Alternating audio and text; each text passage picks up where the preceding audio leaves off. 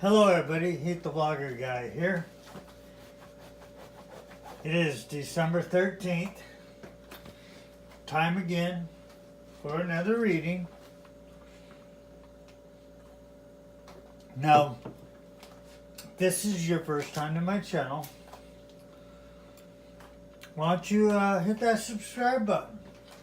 Also, if you ring that little bell, that'll notify you anytime I put out any kind of new content. If you're liking what you're seeing, give me a thumbs up. Also, feel free to share. This will get my readings out to more people. And tonight's book is Santa's Little Helpers Travel the World.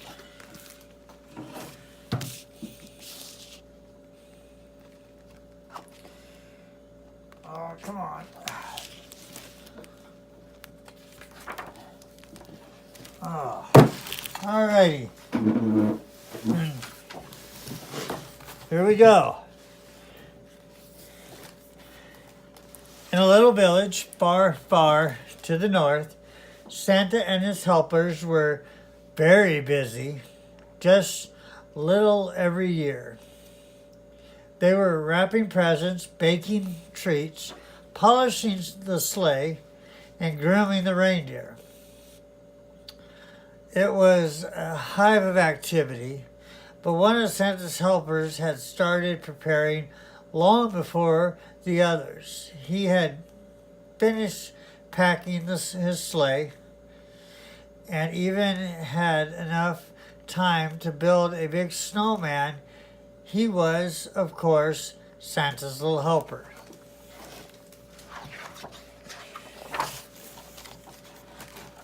Give me a second here. I'm going to get me a little bit more light here.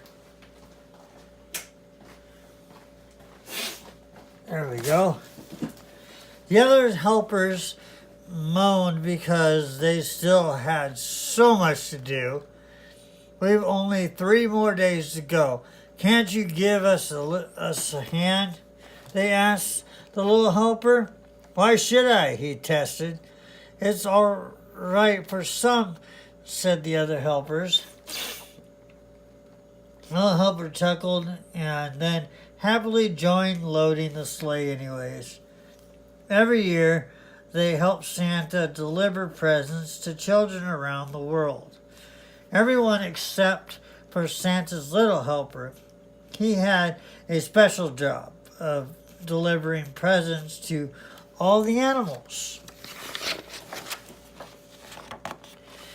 When Christmas Eve finally arrived, the little helper woke up very early, excited about his big journey they lay ahead of him.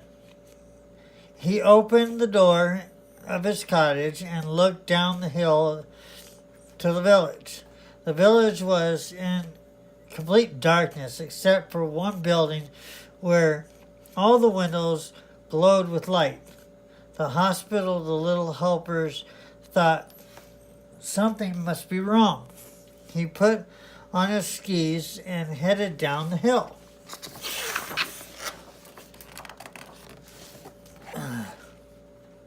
The little helper peered carefully into the large hospital ward. It was a disaster.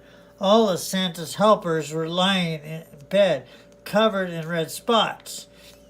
It's the Christmas pox, declared the doctor. Is it contagious? Asked Chief Helper. Very, replied the doctor. Uh-oh, gasped the littlest helper from his hiding place. The doctor and the Chief Helper quickly turned around and shooed him away. They looked worried. It would be impossible for Chief Helper and the little helper to visit all the children alone, and the doctor must stay back and look after the patients. But the littlest helper had an idea. I've got it. I'll ask the animals to help, he said to the Chief Helper. The animals, said the Chief Helper. Of course. What a wonderful idea. but you will have to ask them since they listen to only you. As soon as the animals heard what had happened, they wanted to help. And just like every year, the greatest journey began, but with a little difference. As Santa's chief helper, Bear, Fox, and other animals took the reins of their sleighs. They set off across the great blanket of the ice to the north, past mountains, valleys, and rivers, towards the biggest cities and the smallest villages. And the little helper was in the lead. In one city, the buildings were so tall that Owl felt lightheaded, and she didn't let it show. Only the city mouse she was carrying in her back thought he noticed a teeny twing of trumpet. The next city stood a huge tower made completely of iron. Elk wanted to know what it was for. For absolutely nothing. It's just beautiful, said the clever fox.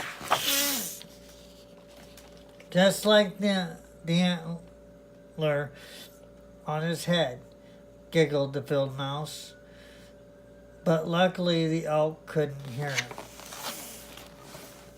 And another city was built in the sea, and the streets were made of big and small canals instead of roads.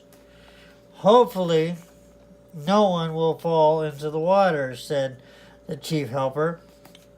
I have no fear, grumbled the bear. We can swim. The rabbit said nothing, and only the little helper saw how nervous and scratched one of the long ears, which with his back paw. Only once did the little helper get carried away with excitement. He went under a bridge rather than flying over the top of it. He ought to be done, but the chief helper didn't mind too much, not tonight. Through the long night, they flew without rest. When dawn slowly crept over the horizon, the chief helper climbed stiffly from his sleigh. He thought quickly to himself, and he was a little old for such adventures. Next year, he would make sure the helpers got their shots. And then maybe he could stay home and drink apple cider. Back home at last, the chief helper settled into his armchair and mug of apple cider. He thanked the little helper for his brilliant idea and for the hard work. Santa's little helper drank hot blueberry juice, and there were as many Christmas treats as he could possibly hope to eat. Now finally it was time for the animals to receive their presents. Everyone had a wonderful time. Only the badger missed out. He was too tired. He fell asleep before the presents were unwrapped. Unfortunately, back at the hospital, the sick helpers got only a little soup and medicine. At least another week in bed, said the doctor sternly.